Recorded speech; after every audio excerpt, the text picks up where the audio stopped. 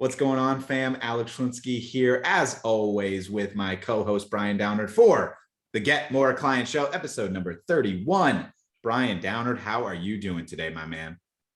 I'm living the dream, but we got to not do the as always if it's not true. We can't move away from that. But I am living the dream. For one episode. We did it. Intro. Woo! This is Brian's 30th episode. This is my 31st episode because he didn't show up. So there you go. How about that? Easy peasy. Today, we're going to be talking about confidence and how important it is to your success in sales and in business. This is such an important thing that we want to talk about today because we hear a lot of people in sales audits. We do a lot of them in prospecting on demand, sounding a little like wimpy and feeling bad on themselves and like maybe sorta ish. And then you got people asking like at the end of sales calls, like, what do you think, Brian? Instead of telling someone to make the investment because they're afraid of being like aggressive or something like that, which we've spoken about on the show before, which is dumb. You should be telling people what to do because you are confident in your service and believe in what you can do. And I think this is really, really key to long-term success in business. Brian, I'd love to just kick it over to you. Can you think of one time that confidence has really made a difference in your business life? Confidence in my business life. Sure. I would say actually achieving a real result for a client that got them an incredible outcome and instilling the belief in myself that I'm capable of doing it, which through just permeated through everything I did, through my sales process, through just the confidence knowing that I had that data to go into the call with and that ammunition to use made the anxiety of like, oh my gosh, like how do I sell this just go away. So to me, a big way that I used confidence was actually achieving a result, getting someone what they wanted. And I think now translating that into what we do here at POD, we get amazing wins from our clients that we hear every single week. And it's unfortunate that maybe you get a little numb to it eventually. You need to go back and actually really appreciate that. But Alex, you specifically have said something that has stuck with me for a long time, that we are some of the best. You say POD is the best coaching program in the entire industry. Period. And I love that certainty because to me, a lot of us want to compare. We look outside or elsewhere, and I look at other programs that may have more clients or more money, but I look at what we're doing, what we're accomplishing, and how we do it in the community we built. And now I agree with you. And I didn't have that initially, but that certainty, I guess now I want to kick it back to you. Where does that certainty come from in this business specifically? Because you really gave that to me. I saw it in working with our clients, but I never believed that it was the best. Where does that certainty come from for you? Yeah, I love that. And it's such a good leeway question, segue, because you mentioned that your confidence stemmed from getting results. And that's where a lot of people have an issue, especially newer people or people pivoting into a new niche. There's this concern of like, how can I be confident if I haven't delivered prior? The confidence that I have now, it's easy to say because of the amount of success we've had in prospecting on demand. It makes it easy when you have a page called prospectingondemand.com/the-proof. And it's literally just like 500 videos and 10,000 screenshots, including half of the coaches in the space who were previous clients of ours talking about how great POD is. It makes confidence really easy. But how did the confidence begin? How did the certainty begin? I think it was two things. Number one, my dad used to always talk about how important confidence is in your own abilities. When I had my bar mitzvah, we're going way back now because I just turned 30 and we're talking about when I was 13, you had to speak in front of the congregation, and our congregation was about like 500 or so people. And for any like 13-year-old, that's pretty scary. And on top of that, you have to read from the Bible, like in a different language, in Hebrew. And you also have to like do this 10-minute speech or so. And my dad is a great orator. My grandfather was a rabbi, so he was a great orator as well. And anyone that has seen me speak, that's by far my best skill in my opinion, and the thing I love doing most. And it started when I was 13. Brian, my dad would hammer me for a year. We practiced from when I was 12 to the date that I did my speech. Every single week we would go to the temple on Sunday, and I would speak to the empty congregation, and he would practice me and over and over to the point where I would cry and I'd be feeling like I wasn't good enough, and I'd stutter and I'd stumble. And he was expressing the importance of confidence, exuding confidence in the way that you speak. Even if you mess up, even if you have an error in your speech, that is what people feel. People don't really listen to the word as much as they listen to the tone. You can even hear the tone that I have now, this pace in which I speak. Like, this is something that's so important and inbred in me. And that is where it started. The second thing that confidence came from is knowing that I was going to do what it took to achieve the result. I tell this to people a lot as a joke, but it is also very true. I graduated magna cum laude from the University of Central Florida. And the joke is no one gives a shit about that, and it hasn't made a difference in my business career at all, except my mom's really proud of me. But the thing was, for some people that graduate cum laude, magna cum laude, summa cum laude, which is top, I think 5, 10, and 15%. I think that's what it is, or it might be 1, 5, and 10, doesn't matter.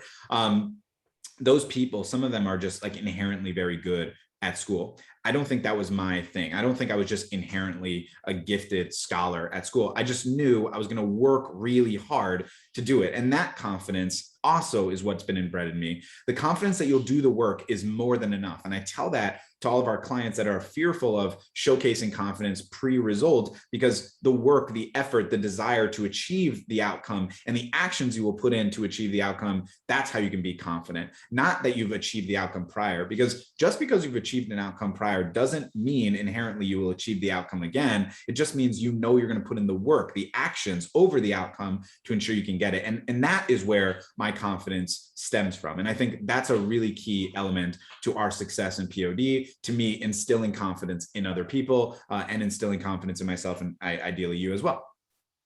Yeah, that's an amazing answer. And I think you and I maybe, I'm going to segue this in a second to something that I think should value everyone if you don't have what I'm about to explain. But Alex and I had the benefit, I think, at a young age of being exposed to these types of opportunities to be leaders, to be put in a position to have to speak to people, in front of people, lead people. I was in the Boy Scouts. There's lots of funny jokes about the Boy Scouts. I get it. There you go. Let's go. But to be fair, that taught me incredible leadership skills, because when there's Cub Scouts and there's Boy Scouts, and I think the transition, like when you go there, is like, I don't know, when middle school to, like, you get to middle school, you're getting the Boy Scouts, whatever. But our group of friends that I was in the Cub Scouts with, we went to different troops, and we didn't really like any of the troops we went to. We didn't like the kids there, the dads, et cetera, whatever. So our dads and us decided to start our own troop. And so there was only like 9 of us when we started.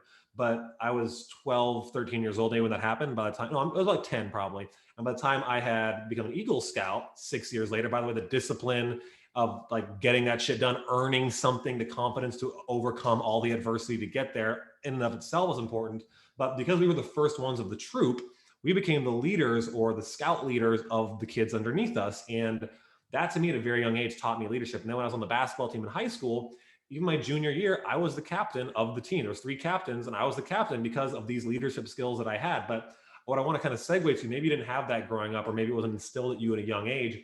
I still had some confidence issues, oddly enough, as a very tall, sort of kind of scrawny, skinny kid, because it's easy. Kids will make fun of anyone over anything. And it's the easy target when you're skinny and tall to be made fun of for. And I had like this chip on my shoulder of this, like, what's that? And a Cub Scout, easy to make fun of.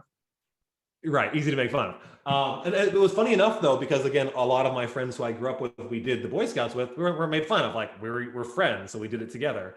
But regardless, it took me until my mid 20s to take my fitness, I don't know, I'm not even gonna call it a career, my fitness journey seriously. And through CrossFit, have made incredible gains in my ability and skill outside of the business. And I preach this so much, and this is why I'm getting to this.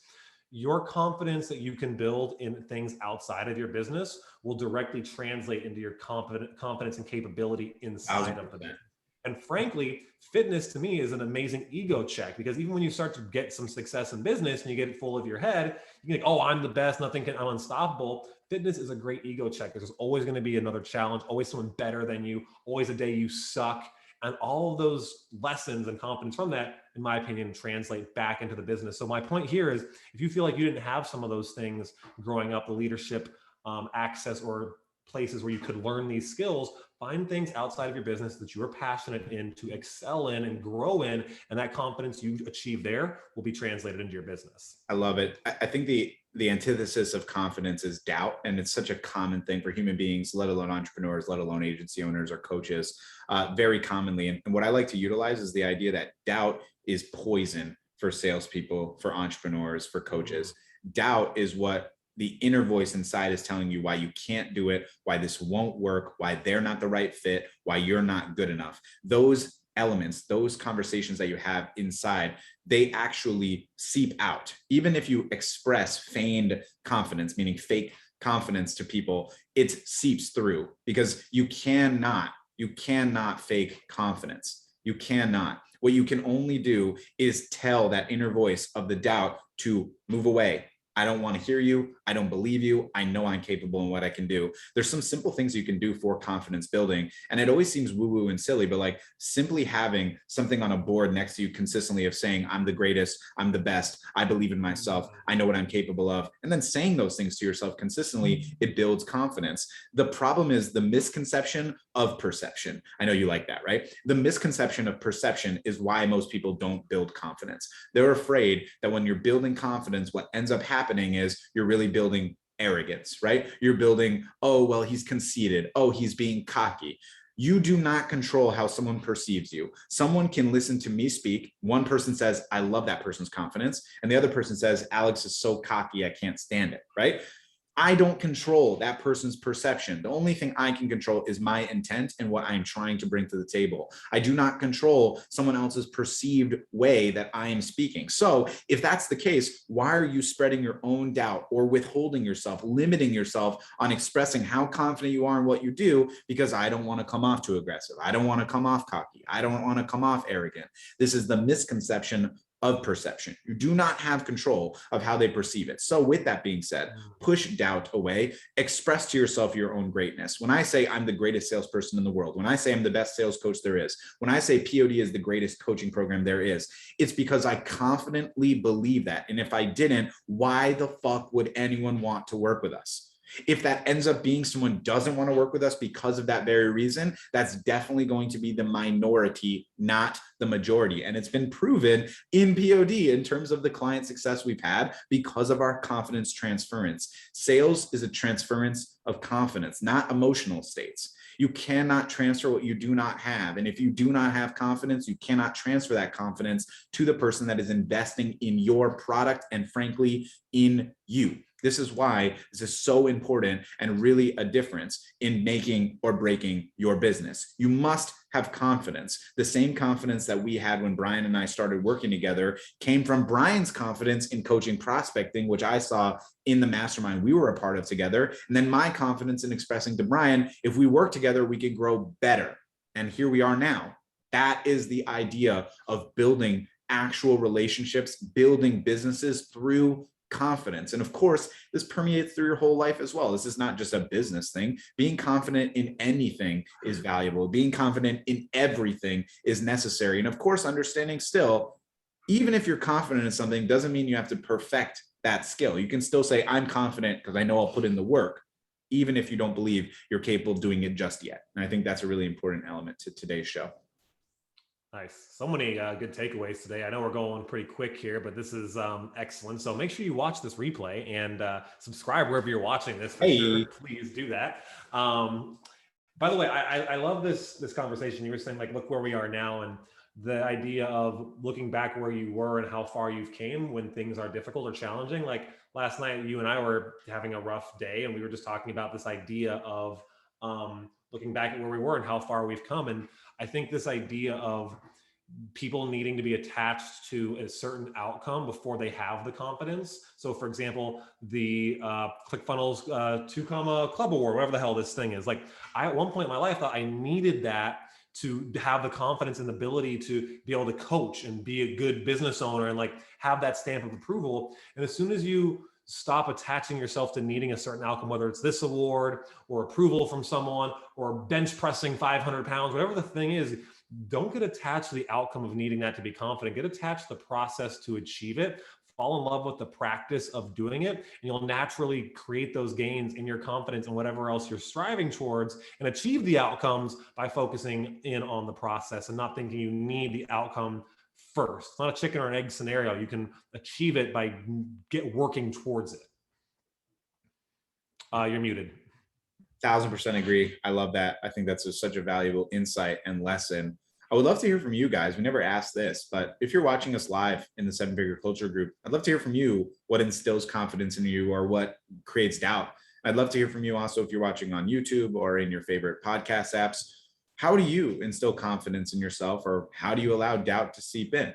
I think these are valuable insights to share with others. And being transparent and vulnerable about your own doubts and your confidences is ultimately the key of why we wanted to do this episode and give you a little bit of something different from the Get More Client Show. But if you do want to get more clients, I do promise you this: being confident will make a big difference. It really will. Brian, anything else before we wrap out of here? No, let's rock and roll. All right, fam. Thank you so much, as always, for joining us on the Get More Client Show. We got a quick one for you today. Please feel free to leave us a rating or a review, subscribe, click that bell, and we will see you on the next one.